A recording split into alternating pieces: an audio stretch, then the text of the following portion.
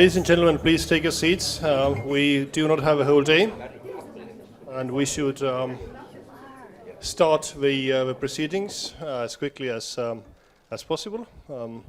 Welcome to this session, a seminar with German Defense Minister Ursula von der Leyen, Estonian Defense Minister TULEVIK, and Member of European Parliament Tunne Kelam. Thank you all for being here, and Minister von der Leyen, of course, thank you and accept our gratitude for German role in border air policing and the also enhanced forward presence as one of a lead nation. I think you just came from Lithuania, if I'm not mistaken on that. We have only 1 hour. Out of that, we try to reserve half. It never works out that well for a Q&A session with the audience, a very selected audience, I have to say. And basically the organizers who have asked me to be here have basically coined the overall theme of this seminar, the winds of global change and the future of European defense. So we are talking about assessment of a geopolitical defense security situation, and when basically what would be or could be European response to that. And underneath that, the 3 subtopics, the future role of European allies in NATO, secondly, European army, a metaphor or a destiny, question mark, and the third one, how can the European Union support Ukraine? So basically this is pretty much the order, maybe we are going roughly. But of course, no plans really survives the clash with reality, as we know from German war theoreticians. But Mr. von der Leyen, if I can start with you. Basically, how do you assess the health of NATO, transatlantic relations, and the security situation in Europe in the age of a very unpredictable presidency of Donald Trump? Well, the huge question at the beginning takes me at least 1 hour to answer, but I'm going to try to be very brief. At the beginning, you said the wind of global change. Perhaps it helps to jump into the scene if we remember the strong wind of global change we all experienced from a different position when the Iron Wall came down in 1990, with all the consequences, positive ones, for us all together. And this started a long period of a quarter of a century where things seem to be more and more peaceful and more at ease. We all know that then there was another period of wind of global change, but it was a cold one that blew through our alliance.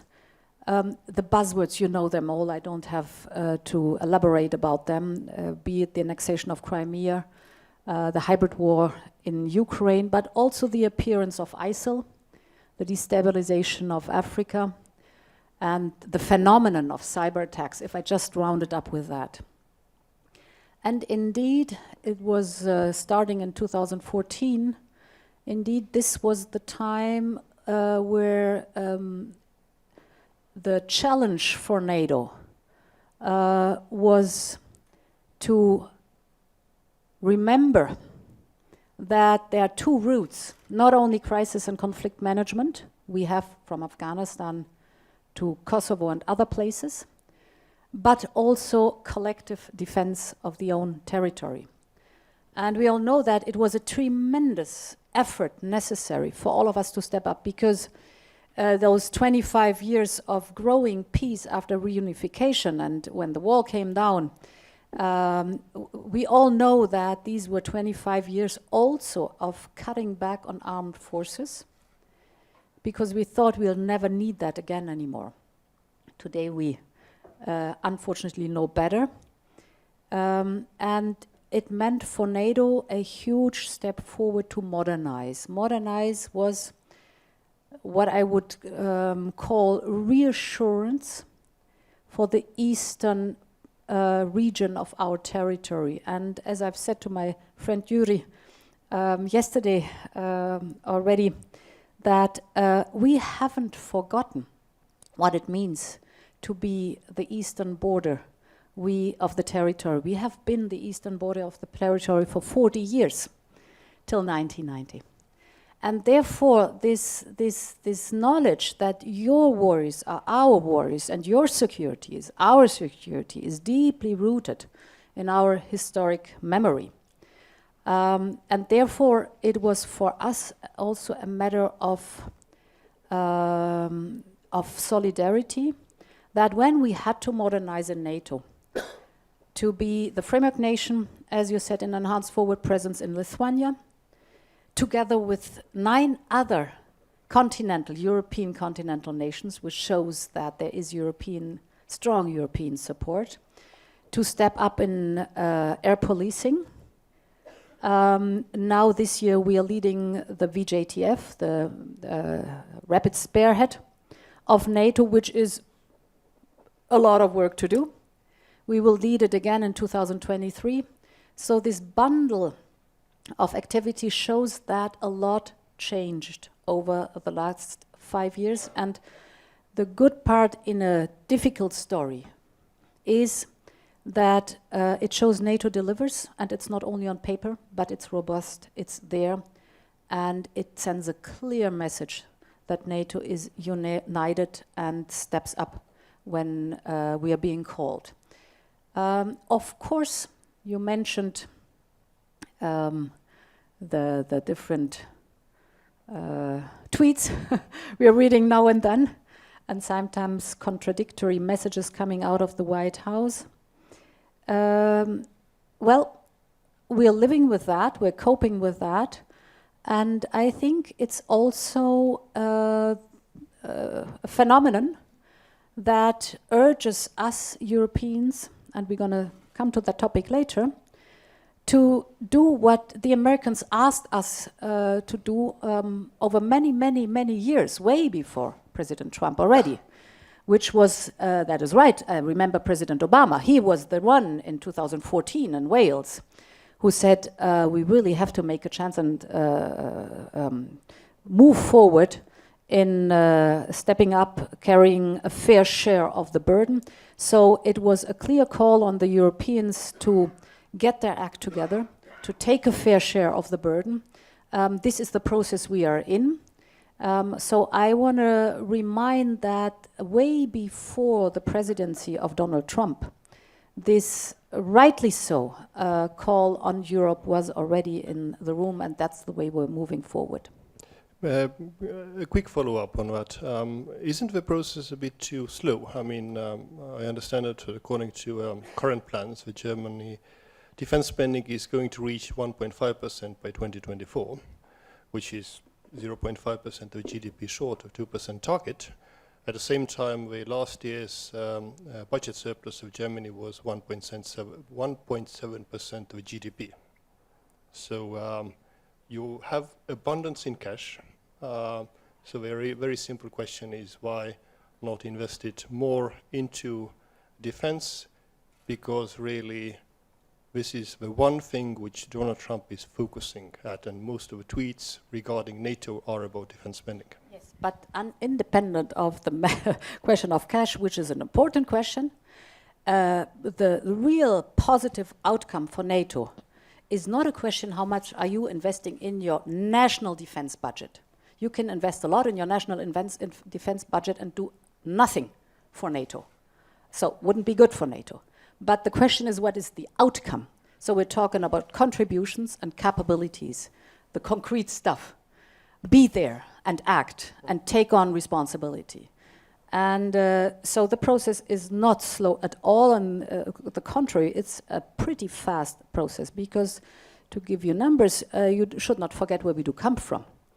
So we came from the lowest point we ever had in the armed forces, We have a rise in budget now over the last 5 years in a row, a rise in budget over 36%, which is more than 11 billion, which is a lot of money to invest in concrete procurement, personnel, infrastructure, all the topics you know. So when we will have the 1.5% of GDP in defense in 2024, it will be an increase in defense budget by 80%, almost doubled, which is a lot. Everybody can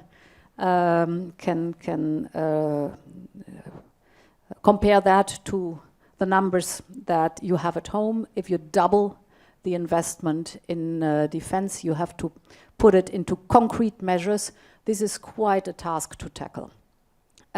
What I always insist on is, as I said before, the spending on the defense budget in relation to the GDP is a quite fuzzy target, because it depends on the strength of the economy. We had examples where the GDP was shrinking, so that country had it easy all of a sudden to reach 2% because they were not able to cut as fast the defense budget as the GDP was shrinking. We are standing up for the goal of 2%, yes, but it's not only the 2% in defense we have to focus on. We have to focus on contribution. Who is filling the missions? Germany is the second largest troop contributor to NATO. So who is doing the job? Who is filling the missions? And capabilities? Who is really providing then material, personnel, and infrastructure to the activities NATO has? Thank you. Jüri, you are now third-time Defense Minister of Estonia. So we have a bit of a historical experience in looking basically where the alliance has moved over those years. And I would say, of course, specifically since 2014. There is a press speculation that the next NATO leaders meeting might happen in Tallinn. I don't know whether you are in a position to confirm or deny it here. But when you're looking basically the overall movement in NATO, EFB, the strengthened air policing, do you think that we have a complete picture now? Do you think that when you look at the eastern flank, is there something missing? Is everything basically all the stars aligned as you would like? Thank you, Sven, for that question, and very happy to greet Ursula here in Tallinn. We had pleasure of visiting Ämari and meeting the German troops, and I would just use this public opportunity to again thank the German government and yourself for this commitment to Estonian security and to the Baltic security writ large. I was asked today by the German media how I view the security situation around the Baltic states. And I responded in the following manner, that we cannot change what Russia does or how Russia behaves. What we can do is to build up deterrence from our side. And that influences the threat against Estonia and the other Baltic states. If we are strong, the threat level goes down. If we are weak, we invite threats, problems, challenges. And the fact that NATO is here, forward position deterrent with German troops, with other countries involved, this is a very strong statement. And as Ursula noted, and I would only reinforce this message, that these are mainly European countries who are here on the front lines, if I may say so, but of course also Canada and Latvia. And I think it's important to keep in mind that European side of NATO actually has a major commitment to the collective defense, including in such a complicated environment as we have here around the Baltic states. But this allows me also to come back to your question, Sven, which is it enough? I mean, you can argue, if you are a military man and you asked, is a battalion enough, you would say, well, brigade would be better. You could even say a division is better than brigade. But I think this is simply politically and militarily unlikely. So I think when it comes to forward positions or enhanced deterrent, we are basically more or less okay. What we are lacking is the follow-on forces. If the deterrent, the enhanced forward presence, is triggered, what will happen then? I mean, what would you actually trigger? That's why it's very important that the alliance today discusses issues like reinforcements, common air defense, discusses the speed of reinforcements, the capabilities which we have for speedy reinforcement. Because it's not so much how many troops the alliance has.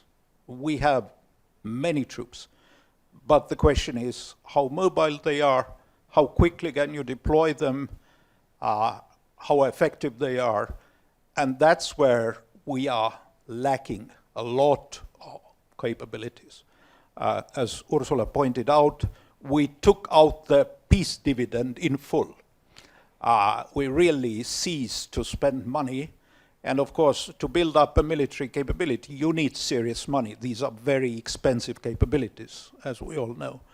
So we have to invest now quickly if we want to be serious about the alliance. Thanks. Yuri, a follow-on. I mean, you said that what we have in terms of EFP and allied presence in the East is at the required level, and you are rather worried about the follow-on forces. At the same time, there is a discussion ongoing about the quote-unquote forced Trump idea in Poland, or to put it otherwise, a increasing US presence on the soil of Poland. What is your take on that, whether you support it? Whether this should be, in your mind, be treated as a specific US Polish issue, a NATO issue, and whether it should not be maybe somehow managed regionally. Well, my Polish friends have explained to me that for Trump is really not for Trump. That it is not that they are ready to offer money for protection, so to say, but it's rather that Poland has said that it would be ready to finance host nation support for US troops on a higher level than it's perhaps usually done. And in that context, I think it's entirely legitimate for Polish government to invite the US troops, the additional US commitments. As you know, Poland already has a US mechanized brigade plus EFP battalion, and there's no doubt that it would be excellent if United States troops would also be deployed to the Baltic states. There's no question that the US flag and the US troops have a strong deterrent capability, no doubt about it. But as you said, we can also view this issue in a regional context. In that context, there's no doubt that the presence of US troops, even if they are not in the Baltic states, is an important backup measure and certainly adds to the security of the Baltic states and to the security of the whole eastern flank. And I'm sure in some ways also strengthens the confidence of members who are actually in the Baltic states, other allies. So I think this regional approach is very legitimate. I would emphasize that Americans are really, really frequent visitors here when it comes to exercises.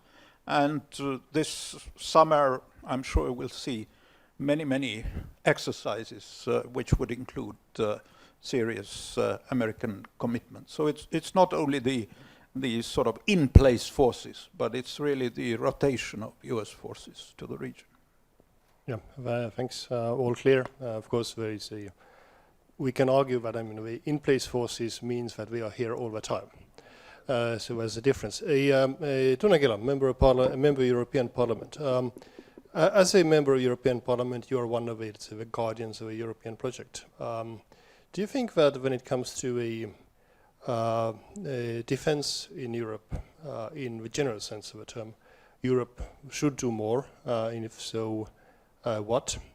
And how does that actually, in your mind, should unfold when it comes actually an arena where Europe is facing Russian aggression every day, which is the ongoing war in eastern Ukraine perpetrated by Russia, kept alive by Russia, and where actually Ukraine is, I would say, fighting the war on Europe's behalf, and I would say quite alone. Should Europe do more in that respect in supporting Ukraine?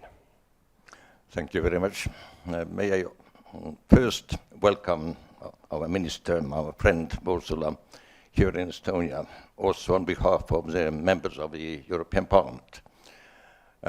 Your question is, I've been now almost for 15 years, not only member of the Foreign Affairs Committee, but Security Defense Subcommittee, and that reflects the situation as it is. The main business of the European Union is not defense. We have been trying to enlarge this area, and 2 months ago in December we succeeded to adopt the first report on military mobility, which I was happy to initiate. But of course, there's always much more to be done. I think the main point is what conclusions we could make from this situation. Every crisis provides also some opportunity to make positive changes, not just to criticize and be unhappy. And it's true that the European Union has been lagging behind in its defense preparations and has been relying too heavily on the United States. So, as you mentioned, it's not only Trump. The previous presidents, too, have stressed it. And I think the positive development, which is shown also in Germany's increasing its defense expenditure by 36% now, is example that things are improving. Now, how much they would improve, that's the question for us. So we too have one person who has stimulated this positive development, that is President Putin. Without him, we would be still dreaming that our defenses are okay, there's no challenges. But as I said, it's important to draw practical conclusions.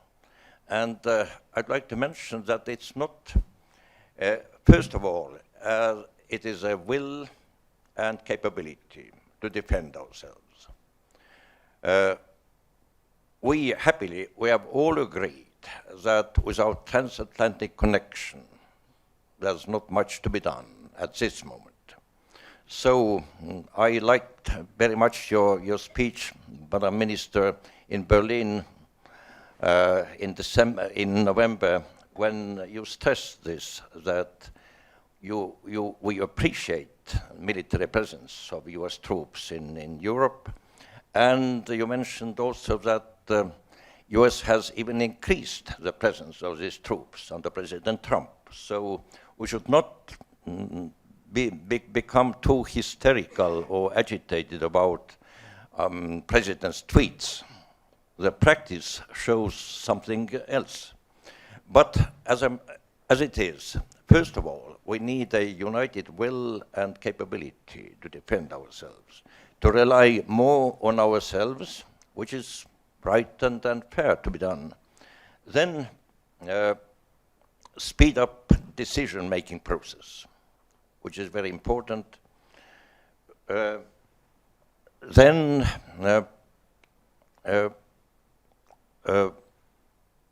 I mentioned already military mobility. I think this is a test case of our declarations and agreements on solidarity and mutual help. Because if troops and equipment can't move around Europe speedily and without any obstacles, legal obstacles and physical obstacles, then it comes to nothing. What we need practically is,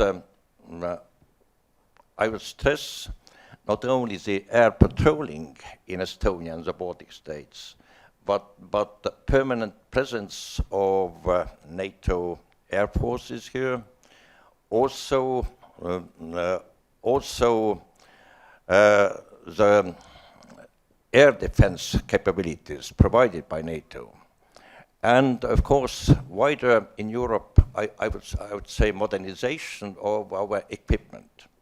I would not quote Germany here, but I would point to United Kingdom, where there are scandalous facts that warships are not capable of functioning, that equipment is there, but it's not operational, and things like that. So we need to speed up this practical modernization and updating. Well, thank you very much. Unfortunately, there are other big European countries besides UK about which the press is reporting all the time that something in the military forces is not functioning. But let's not go into that. Mr. van der Leyen, I want to ask you, turn now to the European defense issues. I mean, there are two things or two ideas floating around among those people who want Europe to do more. Those are the European strategic autonomy and the European army. I have some vague idea what is meant by European strategic autonomy. That basically means that Europe should be autonomous in the decision-making process, autonomous in terms of having capacity, a military capability to do something, and a third one to have a required industrial R&D technological base for that, to support the capabilities what would support decision-making, actually carrying out something. But when it comes to European army, I frankly do not understand what is meant by that. You have said recently that, I quote, that European army is being built as we speak. What do you mean by that?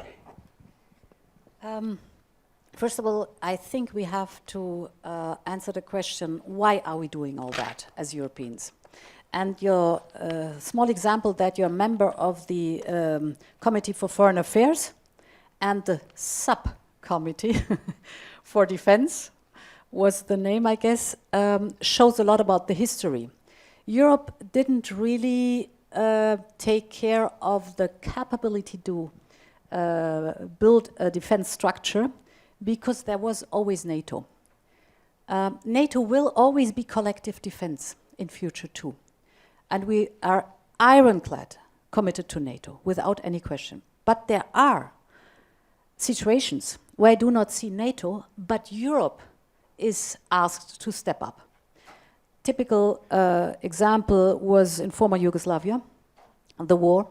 We were not able as Europeans to manage it. We needed the help of the Americans and then NATO to step in. Or recently, Mali. There was a huge need for someone to stop the terrorists.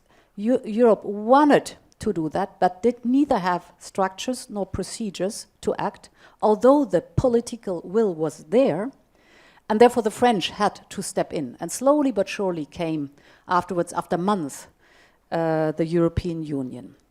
I saw the same with Ebola. Help was needed. Europe wanted to help. There were no structures, no procedures, so we started all on a national ticket to help. Pretty insufficient what the collective approach is concerned. So this is the reason why there might be situations in future where we do not see NATO, but the capability of the European Union is being asked to act if the political will is there. Second point, there was never the political momentum to build up this architecture. But the old saying, never waste a good crisis, worked here too. In the year 2016, there were two events. The first one was the Brexit referendum, which was really a shock for us Europeans. You remember that. And then in fall, indeed, was the election of Donald Trump, who then said NATO is obsolete. That was the second shock wave going through Europe, reminding Europe that if there are problems in its neighborhood, it better gets its act together so that it is able to manage the situation. And that was the starting point where we started. I will not go in depth to build up the structure, which is the political frame, PESCO, which is the planning process together, CARD, and which is a very important instrument, the European Defence Fund, for a homogeneous procurement system and stopping the fragmentation we have in the moment being between the different armed forces. How does that work? Important is to know the European Defence Union is complementary to NATO. And a simple picture might help to understand that. Yuri and me, we are a member of NATO. We are a member of the European Union. We have one single set of forces, the Estonian armed forces and the Bundeswehr. So we have no problem to deal with this double identity, if I want to say so. We can very much differentiate between the one or the other and assign our troops to the one or the other mission. In parenthesis, we also have the United Nations as a third actor within. This shows that it is necessary to build up a capacity within Europe that when the political will is there and we need to act, we are able and capable to act. So finally, you were asking me about the so-called European army. The quote, my quote was partly right, because I always speak about the army of the European. This is something different. That's what we are building up. As I said, we are with 10 nations in Lithuania in enhanced forward presence. All Europeans, interoperable, as one entity, able to act. Or for example, we do have together with our Dutch friends, we are in Mali, we are together in MINUSMA too. We are together in Afghanistan. So different places where we are together with a huge amount of interoperability. We are acting together as we were one, although being individuals.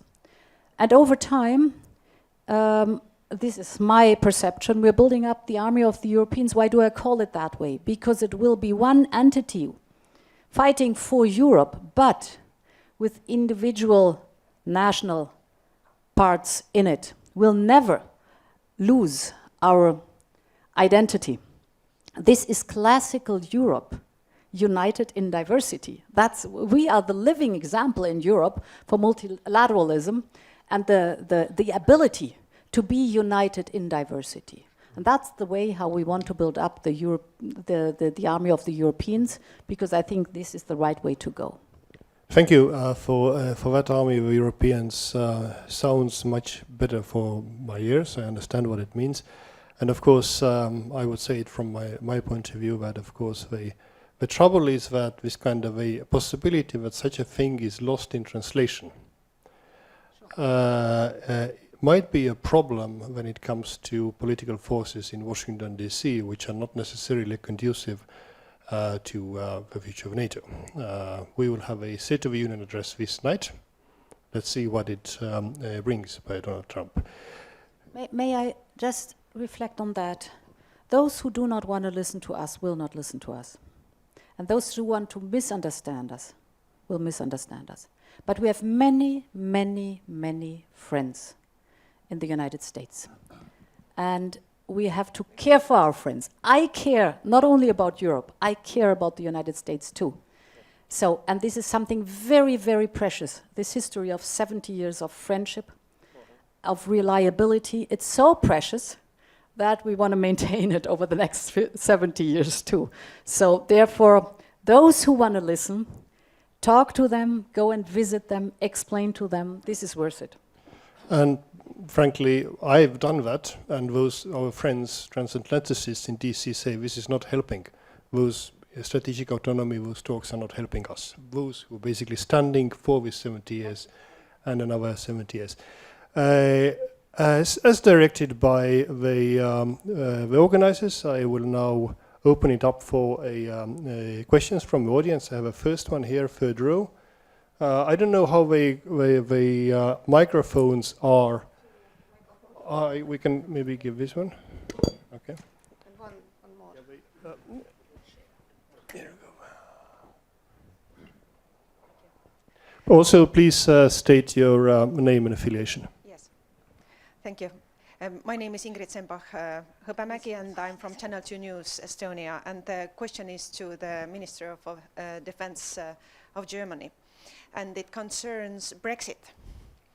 I have read recently British media, and as we know, UK is severely concerned about the border of Ireland, and that there might be riots on the border after hard Brexit. So my question is whether, and if yes, then how the Brexit might influence the security of Baltic states, because there are no spare troops of UK, and they need maybe those people who are here for the security in Baltics to be present on the border of Ireland. So there is there are many articles at the moment in British media, and maybe that could be a speculation. But what if that happens? Will those 900 soldiers will be replaced by others, or what could be happen? Thank you. Yeah. Well, you know, my experience with our colleague, the British Defence Minister, is a very positive one in a difficult story. The difficult story is the Brexit. We are very sorry about the Brexit. We would love it wouldn't happen, but it's a reality that is moving on.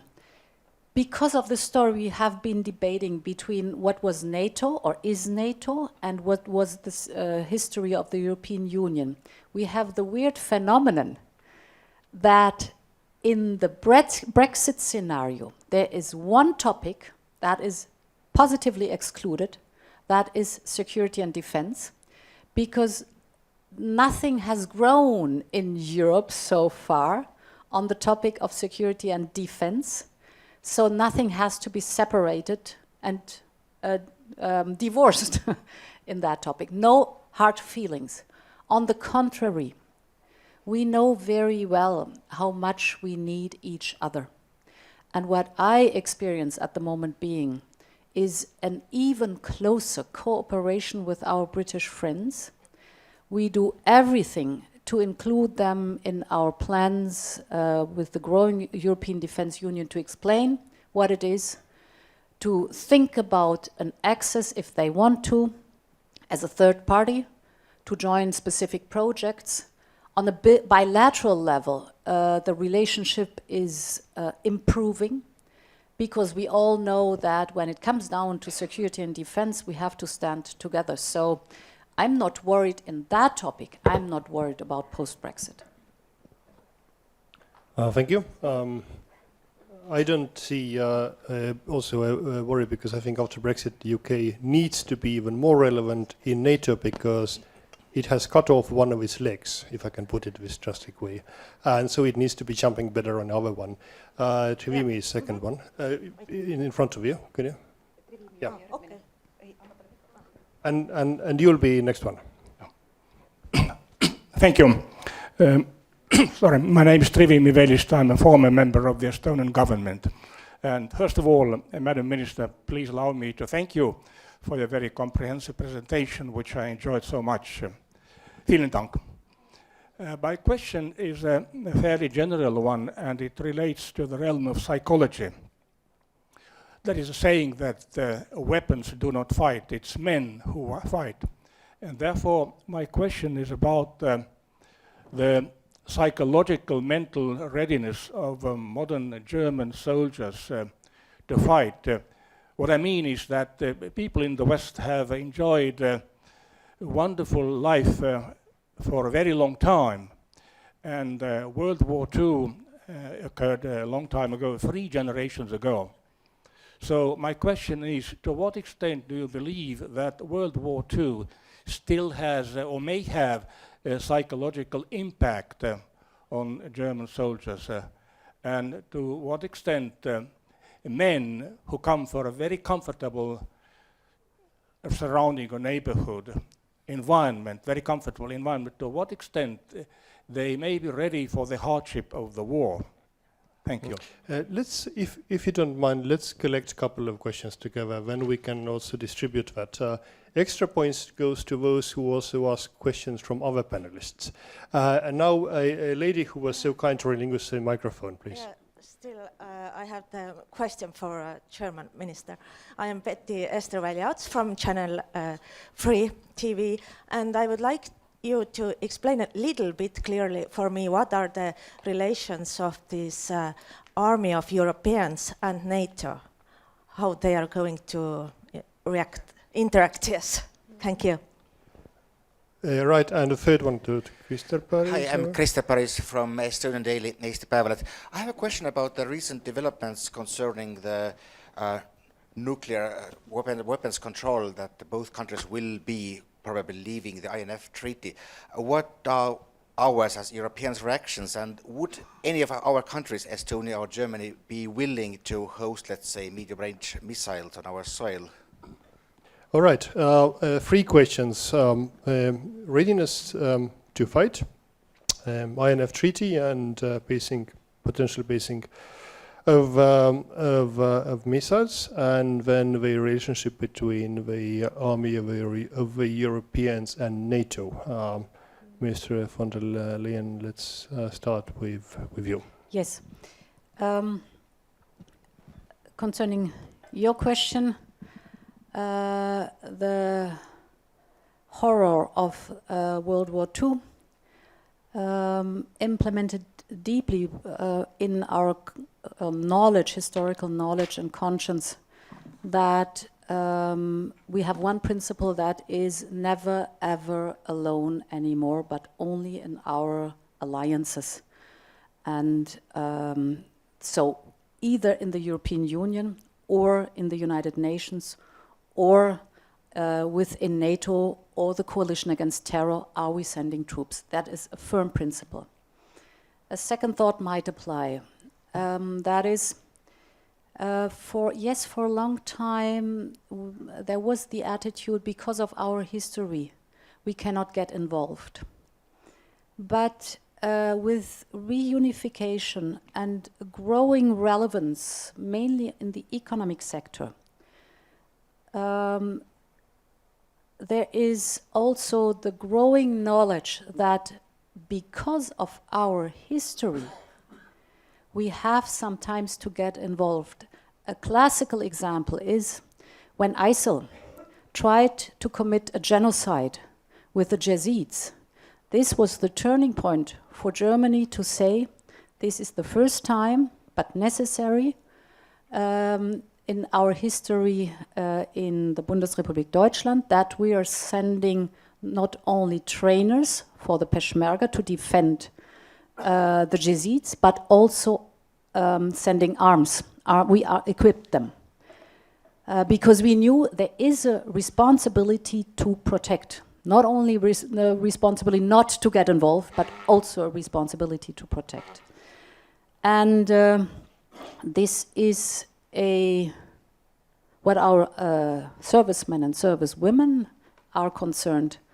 My experience when I visit our troops, highly motivated, highly responsible, highly engaged men and women who know in Afghanistan what it counts to stand up for our security, for our freedom at home, who know in MINUSMA the most dangerous mission the United Nations have, what it means to fight for the security of the European continent, who do know it in Iraq as well. So these are brave men and women who exactly know what they are fighting for. Second point, the army of the Europeans. And NATO. Look, the daily experience of a defense minister is you have the armed forces, the Estonian ones, the German ones. And then there are different missions. Be it NATO, be it the European training mission in Mali, for example, or be it a United Nations mission, for example. And wherever we are needed, we have to have ready to deploy troops to be there.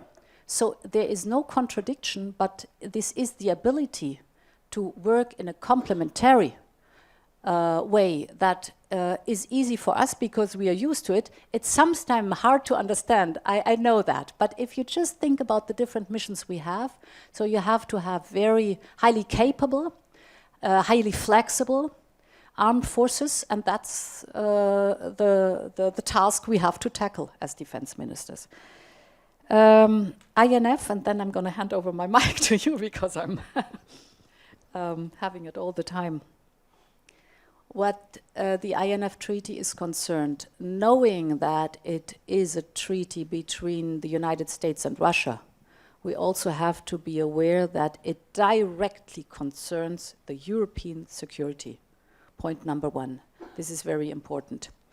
Second, it is and was important to sequence the process. So we are aware now there is a 6-month period that we have in which we have to do everything possible to convince Russia to come back into compliance. Within this time, it's also an ultimate necessity for NATO, what we did already, to stand united, to send clear messages, and to look at a potential mix of measures, which is not only related to the field of defense, but we have a huge amount of relation with Russia. So to look at the mix of measures, we might be able to put on the table to convince Russia that it is better to sit down with us at the negotiating table to talk about this topic than to get isolated and move on its own way. Middle-range missiles, Russia has them, introduced them. We do not have them. This is also a fact that should be clarified amongst us. And if I, yeah. Quick question. Should China be also at the table? You are right, this is a second point. I was sequencing step by step. But of course we have to be aware that this topic not only relates to Russia, but also to China. And if you talk about China, we're talking also about, we have to include in our broader debate also countries like Pakistan, like India, like Iran, like North Korea, no ranking. So this is a broader debate that has to be led, but China has to be included for sure, but step by step. When it comes to the will to defend, I think Trivi touched a very important question. And when you talk about the European countries, then one of the reasons why we so much emphasize political unity is also that when a border state is attacked, everybody would feel that this is also an attack against them. That there would be a feeling, a mental understanding of a common space of security. That is, I believe, an important influence.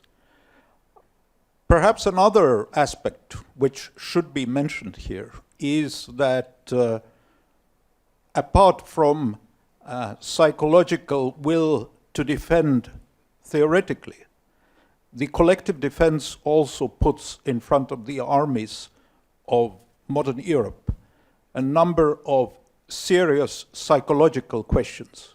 Because let's be honest, there is a marked difference whether you fight against Taliban in a desert or whether you fight against a near-peer adversary.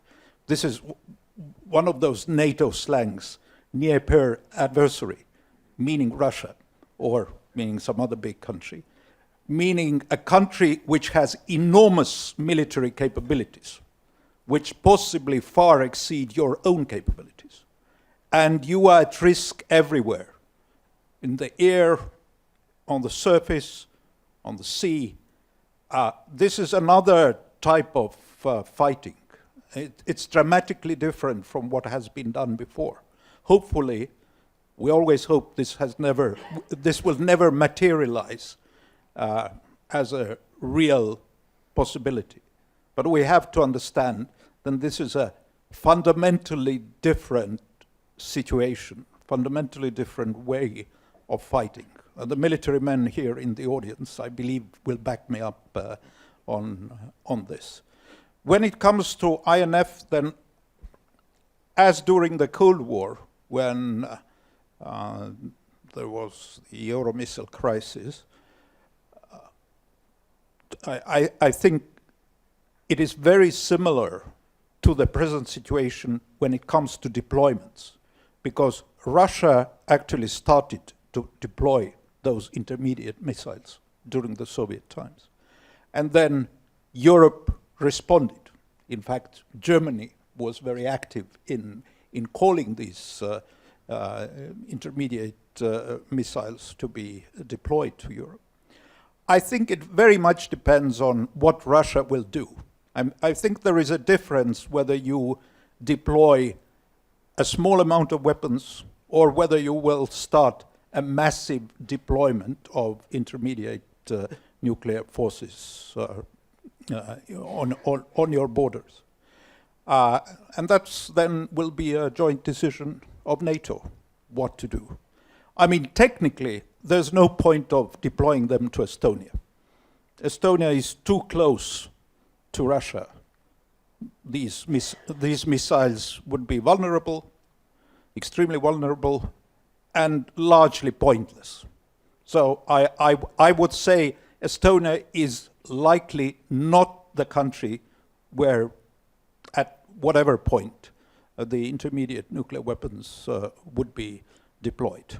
And it's not a political statement, it's more kind of an observation of the technical aspects. Thanks. Yes, about the European army, I think Angela Merkel, who addressed the European Parliament in November, said very clearly, and that's a crucial point, that the European army is not aimed against NATO.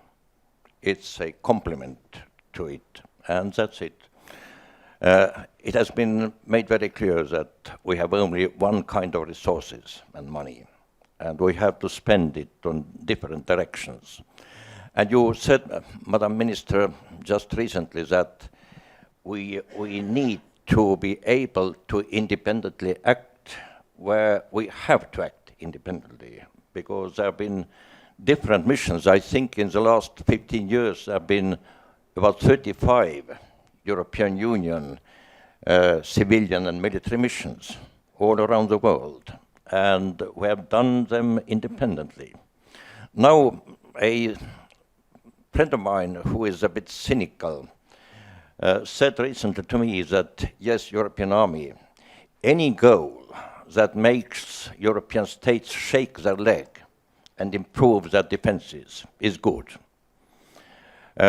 I'm taking European army more seriously because PESCO and European Defence Union is a start of it, and it is a very practical start, because for the first time we are going to have also money for this European Defence Fund, which provides or is promised to provide 13 billion over the next financial framework to military requirements plus military mobility, financed by 6.5 billion for improving this. I think this is a practical and a very, very promising improvement. And also that member states now, 25 member states of PESCO, are now obliged to present their development plans yearly. Last time it was last month in January, and I am just interested what these plans reflect, what progress has been made. About IMF, yes, I agree with Jüri Luik that mainly Russia has been initiator of this demolishment of agreements, and yes, we need to be worried, but at the same time, we don't need to forget that what happened since 2014 has been the start of this bigger picture, the demolishment of the Helsinki security and cooperation system. And when this happened, I had the impression that we have returned maybe to the year 1938, with Anschluss taking place, Crimea taken back by Russia, war started, territorial changes made by force. So this is a very serious development, and the only answer to this is really our cooperation and determination, because every time when we hesitate and have differences, I think this is going to increase the risks what our adversaries are trying to take use of. Thank you very much. That was a very eloquent defense of a European defense idea. Ministers, I would love to go on for another hour or two, but I have been informed by the organizers that our time is running short. So this would be your chance now to say final observations, come back to some point what someone has said, or to say really anything else before we need to wrap up. Minister. What I wanted to say at the very end, I wanted to express my thanks to Estonia to be such a wonderful host to our troops. I have just been visiting the Eurofighter pilots and the Baltic Air Policing, and you should have listened to them, how much they enjoy being here, how much they appreciate your friendship, how much they like to be involved in the community. So thank you very much for that. This is outstanding, but this is typical European, so we really highly appreciate that. Thank you. Thank you. Jüri, final words, could you?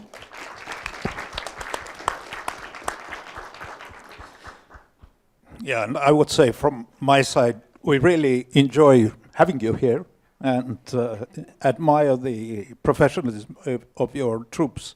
And I'm very happy that we can provide host nation support, which they enjoy, and they will then hopefully want to come back, which is one of the secret aspirations, of course, or not so secret. I would also say a couple of words quickly about the European army, which colleagues have touched here upon several times. Why I have been quite skeptical is not so much the substance. I think substance was explained very eloquently. But in international security policy, the symbols matter. So the symbol of going alone, which in some ways the European army and the European strategic autonomy sort of brings to the table, has its risks and can give wrong signals. I think that's the concern.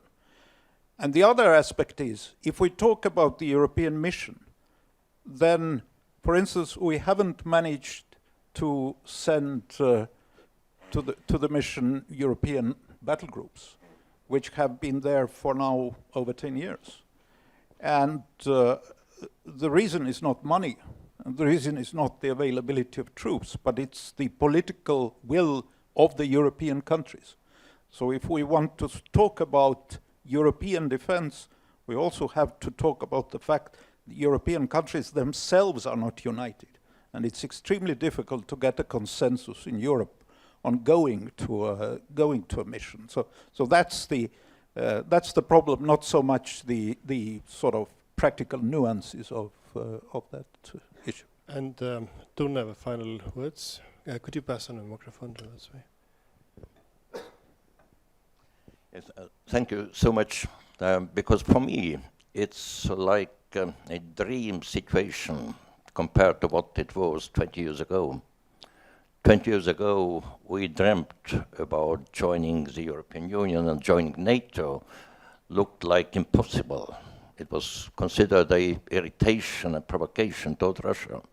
And to sit today here as friends and having equal status, I think this is something that has so much increased our sense of security and friendship. So thank you all. And may I just add my wish to turn NATO air defense, air patrol mission into NATO air defense mission. Thank you. This is very... I think that the straw poll here confirmed unanimously your suggestion. Now, as a last words, a couple of thank you notes from me as a moderator. First, to the organizers of the event, Isama and EPP, and in persona, Veiko Lukman at the end. Veiko, thank you all very much. And before I hand over actually for a bit of a ceremonial part to the organizers, please join me in thanking the wonderful panel. That was a real treat. Thank you very much.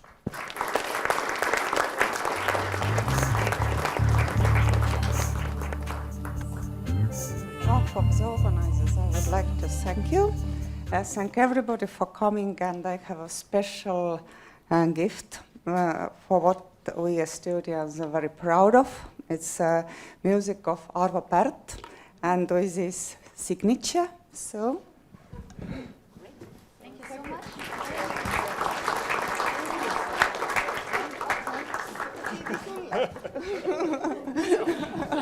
much.